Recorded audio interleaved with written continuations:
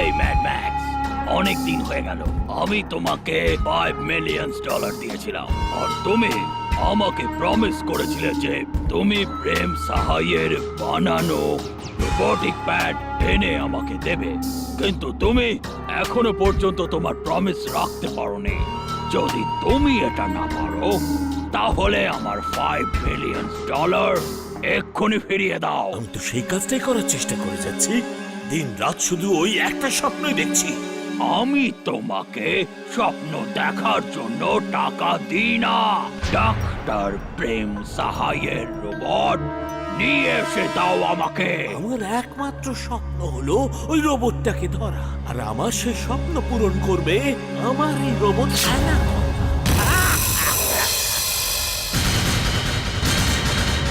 এ এ কি করবে? এই মাটির নিচ দিয়ে